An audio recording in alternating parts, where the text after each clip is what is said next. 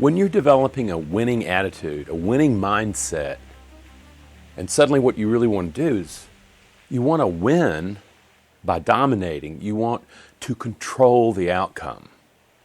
Okay? Interesting, that's the way winning is taught. And for God's sake, you don't want to lose. Oh my God. Oh, losing's the most worst thing in the world. Yet, my question to you is this. What do you think you really control? Do you think you control outcome? It may appear that you do at moments. I can remember personally myself during the financial crisis of 2008, man, we thought we were in control. Everything was great. And all of a sudden, it wasn't. We lost an enormous part of our net worth.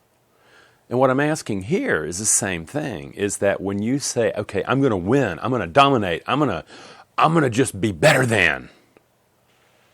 What I'm asking you to do is to recognize you don't control the outcome. Let me explain in a way that's more obvious. When you're looking at a PGA golf tournament with the big names there, what you're going to discover, there's about 10 big-time money players there. And every one of them knows something really important. One, they do not control the weather. They do not control the crowd. They also do not control if another person's having the game of their life. No, they can't control outcome. But what they do is they focus on one thing, the mind that they bring into the moment. This is self-mastery. Because if they bring that mind into the moment, what they've got is an edge. What they've got is the ability of saying, I'm going to perform at my highest. All the other stuff given. And what I know is that by performing well, I give myself the best chance of winning. But yeah, I want in the background, I want to win. But the truth is, what I really want to do is perform well. Okay? That gives them an edge. Let me take another one from track and field. A couple years I'm watching this track and field guy, and he's considered the world's best. He's going to be setting all these records and all this stuff, and everybody's after him. The press want him to talk about what he's going to do and how great it feels. And before the race, he's asked, well, what does it feel like? What does it feel like? What does it feel like? And he says, I'm really ready. I'm ready for this race. I'm ready for this. I'm really focused on it. Are you going to win? Are you going to win? And he says, I'm going to focus on this race. And then after the end, okay, what happens is he did win. He's huffing and he's puffing. And they come up to him, stick microphones in his face and say, what does it feel like to win? What does it feel like to win? How did you do it? How did you do it? And he looked at him and goes, what do you mean? How did you win? He says, you want to know what I was doing to make sure that I won? They said, yes, the world wants to know. And he looked at him and says, okay, I'll tell you. 1, 2, 3, 4, 1, 2, 3, 4, 1, 2, 3, 4, 1, 2, 3, 4. Everybody said, no, we want to know what you were thinking. We want to know. He says, that's what I was thinking. Now, this athlete has had a team around him for 10, 12 years, and they've built a process. They've built a process that if he focuses on that, then he can extraordinarily do incredibly athletic things and most likely win. But the moment that he moves out of process, game's over. That's the thing here. What I want you to recognize, this athlete was focused on what he could control, his performance. It just so happens 1, 2, 3, 4, 1, 2, 3, 4. He's a hurdler, are the actions of the feet and the body and the mind working together to hurdle. He's focused on that. He's not focused on whether or not he's winning back here and who's up there and what I'm feeling. No. 1, 2, 3, 4. So what I want us to start looking at is a new way of understanding winning. A lot of my expertise is with the trading community.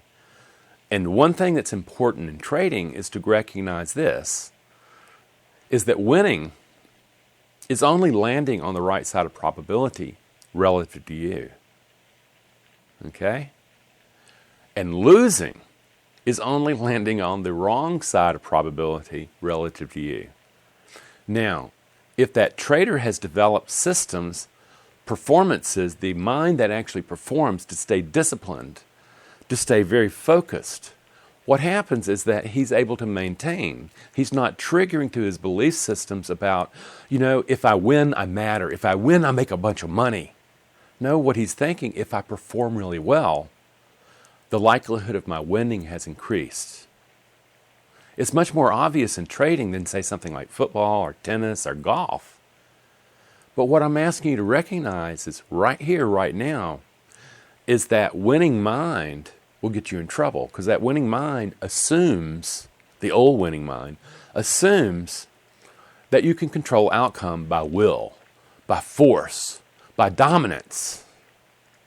Okay? When you get around high performance, whether or not it's in racing, whether or not it's in athletics, whether or not it's academic performance, you realize there's a really bunch of smart people. It's not the smart people that have the advantage. It's the people who know how to adapt the mind to perform under stress. Because here's the deal. When you're performing under stress, under the challenges of life, what you're doing is you're triggering your stress response from your ancient ancestors, the cave people. And they had an illusion built into their tribe that they controlled outcome. They had to hold on to that. It was a reassuring lie because they were fed on by bears and tigers and lions, lots of things. But by holding on to that, it allowed them an edge. And finally, they did take that edge and win the war. However, they maintained that illusion, a collective illusion, that allowed them to win. At some moment, that illusion no longer worked. Okay? That's the same thing with our illusion of winning. You're not in control. What you're in control of is the mind that you bring into the moment of challenge. And here, what you really discover is not the beliefs that you say you have. It's the beliefs that are revealed during the pressure performance. That really reveal the self-limiting beliefs that hold you back. And what most people find, particularly like with alphas who really want to win to prove themselves, I matter if I win, they discover at some moment, no matter how much willpower they have, no matter how much they've made their subconscious believe certain things, how much visualization and affirmations they've done, they come in front of this belief system that is creating their reality. Because here's the deal, friends, is that in neurobiology, we would say that you have never experienced reality. Never. You have a brain locked into a cranium that's fully dark and getting these feeds of information. And then what happens, that brain creates a guess about what's out there or what it's facing. That's the illusion. The truth is you were never separate from the environment. You're already living in a dual world, or at least you imagine through the brain you're living in a dual world when we're all integrated together. You don't control the outcome. You don't control the bigger system that you're part of. But again, what you control is the mind that engages that process. That's what's so powerful. And here, what we're saying is that winning used to be about dominating, working hard, training that subconscious. But now it's something different. It's acknowledging that it's really a performance mind that you bring into the moment of execution. And if you watch really good football teams and they go at each other, there's no telling who's going to win. It comes down to execution. Some talent, yeah, but all things being equal, it comes down to execution. A beautiful example of this, several years ago, the Atlanta Falcons were playing the New England Patriots. And it just so happens, the Falcons jumped on them. In the third quarter, they were up 30 points. And what you saw on their bench was everybody was confident. They were overconfident. Their performances led them because they really didn't know how to manage the mind they brought into the moment. They thought, oh, well, I'm confident, I'm euphoric, everything's going to work out great. On the other side, that's not what was happening. They didn't yell, didn't scream. The Patriots looked at each other and said, do your job. That's all. They weren't going to talk about winning or losing. They were talking about do your job. And they, in fact, won that game. Okay? They never lost sight that the way you get to victory is through performance mind, execution. You stay and you say, the best shot at winning I have is based on my mind being focused on execution. Yeah. The Falcons fell into the belief that they won. Okay? The illusion of winning.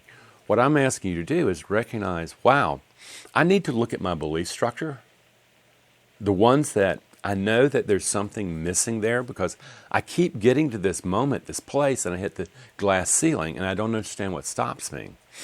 Well, when you hit that, when you see that pattern coming over again, that's an emotional life pattern that has you stuck based in a belief. It's been built around that belief to get to that particular moment, and it may be something about unworthy. Some people really think that, at some particular moment, I'm not worthy to make this kind of money. Or you get to the thing of mattering and you start making a lot of money, and then you start going, whoa, man, look at me, look at me. That's the setup for failure. Is suddenly it's about me and not about your execution. The me, you can't control what's going to happen in the future. The execution, yeah, you can. So what I'm asking you to do is to recognize this, is that you have a way of looking at this pattern, seeing where you're stuck when you see, I keep coming to this place and doing the same thing over and over again. I know there's a self-limiting pattern there, and I know that there, in that performance of that pattern, there is a belief that's stopping me from creating another pattern that works at a different level. So friends, what we want to do is find that pattern and recognize that we want to build the intentional mind. We want to build the mind that engages the challenges of living. And losing, understand this, your brain does not learn from success. When you take a loss, it's revealing something. The first job you have is to calm yourself down and start listening for the lesson about what is being revealed here, what is about the belief, what is about my performances that are here, that I can fix, I can move, and I can reorganize the potential that I am into a better performance. Friends, this is where we start. I'm asking you to examine your whole ideas about winning and losing. I'm asking you to focus on saying, what gives me the edge? What gives me the best chance of winning? Again, because if you're in a highly competitive area, there's a lot of really good competition around you, and it's that edge. Okay? It's that edge that gives you the opportunity when it presents itself. And that's what you're looking for. You don't control the outcome. You don't have that kind of arrogance. But what happens is you do have the capacity of controlling the mind that you bring into that moment. And friends, that's where it's at. That's the magic spot that you've been looking for. It's not out there in some new system, some new that. No, it's in here. You're creating, your brain's creating the interpretation, all that stuff of what's going out there. And I'm asking you to start taking stock of that, learning how to calm it down, learning how to observe it, and start changing the beliefs that are creating your destiny. Okay? Come learn more. Okay? Come learn more. Thank you.